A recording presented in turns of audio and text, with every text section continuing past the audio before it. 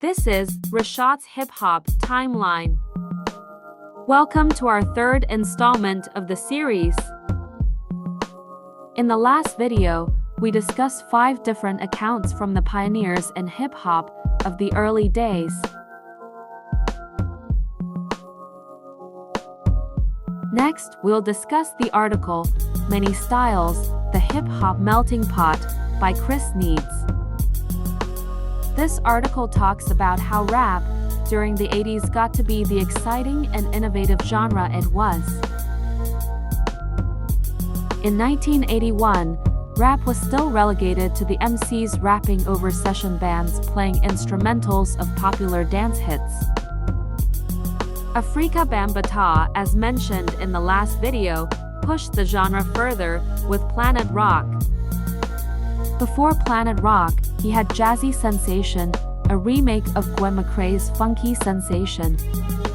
Grandmaster Flash and the Furious 5 released The Message, also in 1982. It was the first song in hip-hop to describe the conditions in the inner city and even raise social awareness. Up until that point, rap was mostly about partying, dancing, and boasting. Now lyrics had started to matter. The Reg followed with Street Justice and What People Do for Money by Divine Styles soon came. The article goes into other artists and cuts using movie dialogue and classic soul that would pave the way for modern rap by 1983.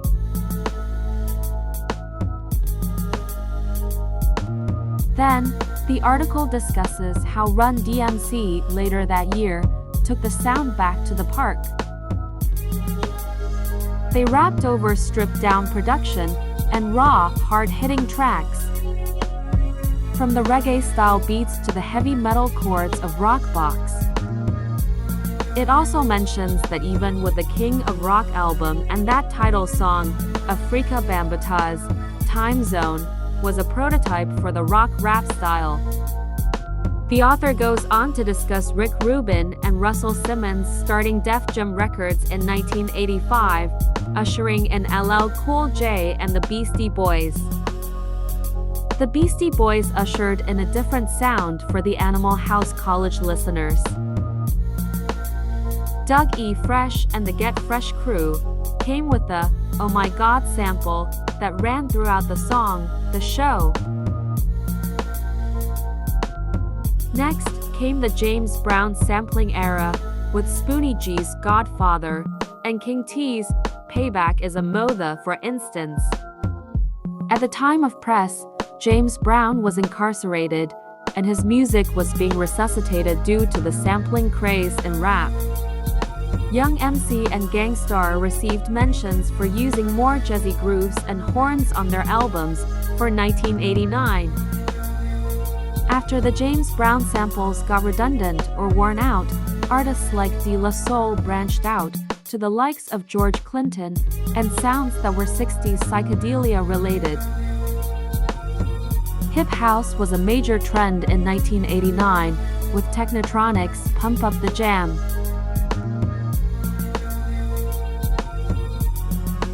A handful of the leading rappers of the time all had hip house cuts, such as Queen Latifah, Big Daddy Kane, Jungle Brothers, and EPMD.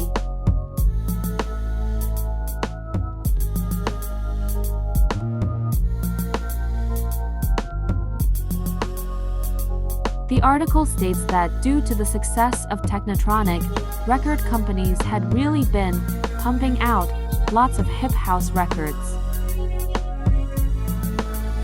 Though it was a trend, it just served as one ingredient and would likely die down.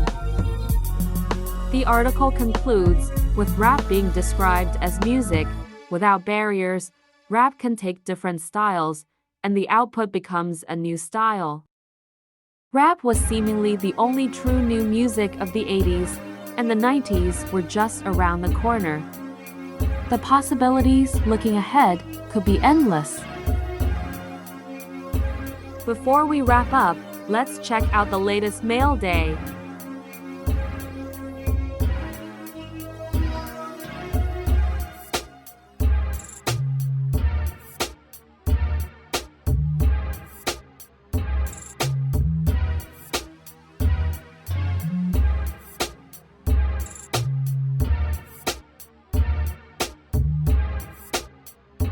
The source, October 1998, A Tribe Called Quest breaks up.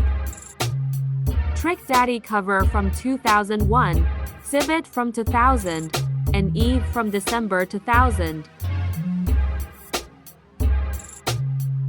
I hope you enjoyed this video. Until next time.